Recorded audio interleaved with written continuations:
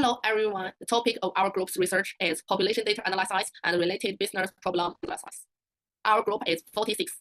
First, the introduction. Based on Kaggl's global population data, this study built a business intelligence analysis model to reveal the potential and risks of the global market. By analyzing the population size, growth rate, its structure, urbanization rate, and density of more than 200 countries from 1970 to 2022, we focus on three business scenarios. First, assessment of consumption potential in emerging markets. Two, optimization of global network layout. Three, prioritization of industrial investment based on demographic dividend. Using dynamic parameter selection, competitive country metrics, and population economic indicator linkage analysis methods, we focus on analyzing the advantages of labor-intensive industrials in Southeast Asia. Two, background.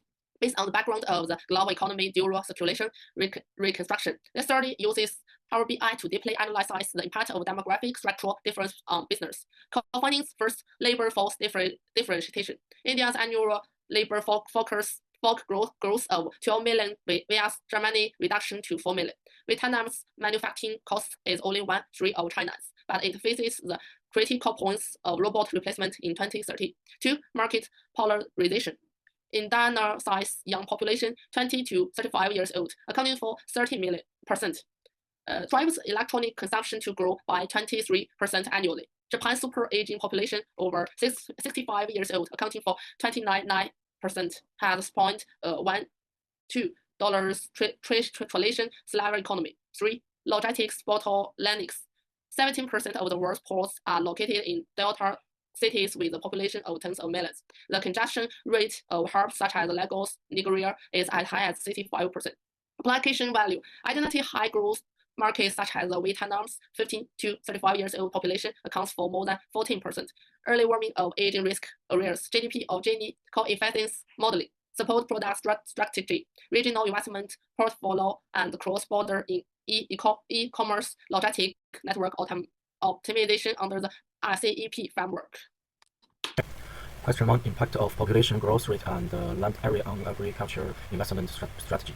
Let's begin with agricultural investment. We analyzed the 234 countries by classifying them into 4 quadrants based on 2 factors: population growth rate and population density. For example, Bangladesh and Nigeria, with both high growth and high density, require technology-intensive farming like vertical farming or precision irrigation. Australia and Egypt, with high growth but low density, but better suited for large scale marginalized agriculture. Countries like India and China need to focus on maximizing yield per hectare through AI and smart farming. Meanwhile, nations such as Canada and Russia, with low growth and low density, can focus on livestock and large-scale commodity export. Question 2. Identifying real estate and investment opportunities based on population density and growth rates. India and Nigeria both high in growth and density, focus housing shortage. This calls for urban redevelopment and vertical housing. Egypt and the Philippines are low density but faster growing, making them ideal for suburban expansion and infrastructure development. Japan and Germany, with high density but slow growth, benefit more from renovating high-value properties than new construction. Conclusion. Investment strategies must be tailored to each country's demographical profile. Population pressure and land availability are crucial factors, and most importantly, data visualization and cluster analysis provide strong guides for learning investment with local conditions.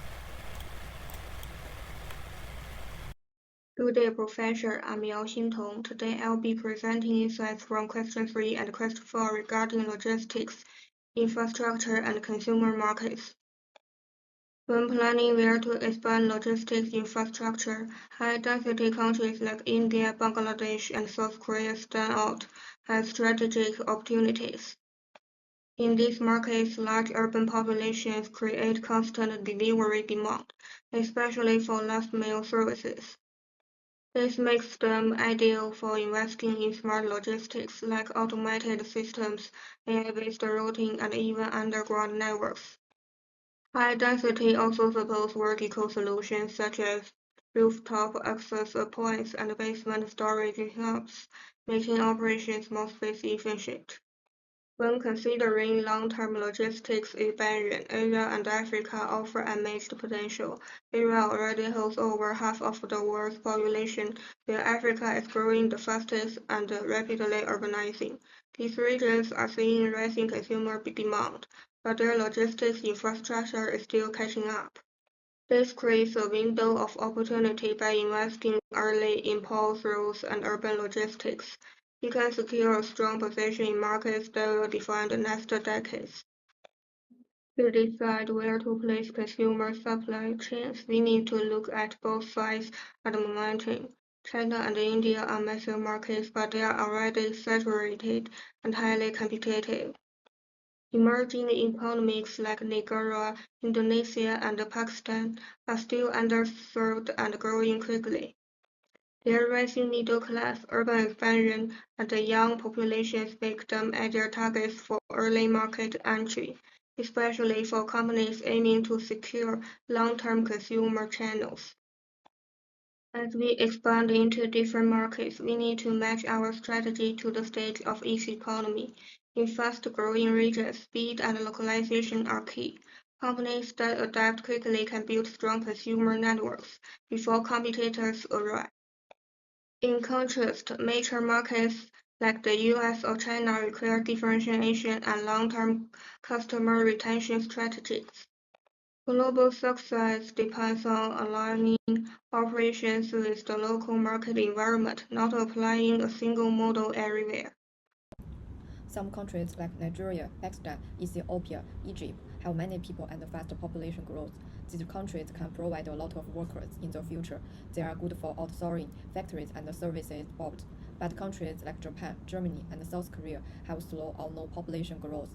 Their workers are getting older and the cost of labor is high, so they need automation. Now let's talk about population growth from 1970 to 2022. Some countries are growing fast. India, Nigeria, and Pakistan have more and more people every year. Their populations are getting bigger. This means they will have many young people and more workers in the future, but some countries are not growing.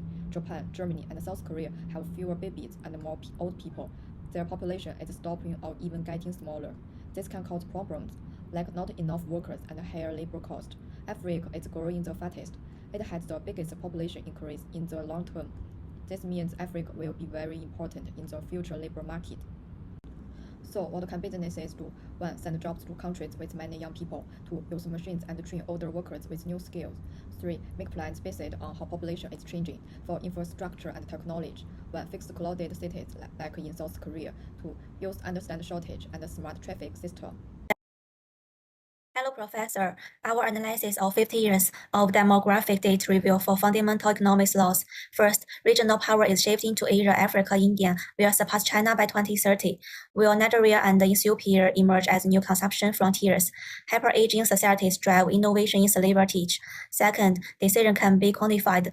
Our threshold model identifies high potential zones like SE Asia. Third, technology acts as a force multiplier. Egypt's digital twin port teach boost throughput by 20%. Australian drone farming increased yields by 45%. Fourth, rates require dynamic hygiene, monitor Vietnam's 2030 automation, cost tapping point, and leverage Africa's twin labor anchors. Building on these laws, we propose 5 evidence-based strategies. First, logistics deploy drone network in high entropy zones. Apply digital twin to congest African ports. Second, consumer markets, hyper-localized apps for young markets, scale elder teach in aging economics. Third, labor, relocate factories to demographic sweet spots, deploy covers in labor-scarce regions.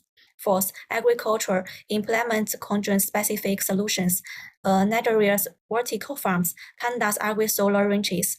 Fifth, real estate, build modular housing in hyperdense cities, develop satellite harbors in expanding regions. In essence, population structure is the underlying algorithm of economics under framework like RCEP, mastering density evidence, aging evidence, and mobility evidence will define competitive advantage.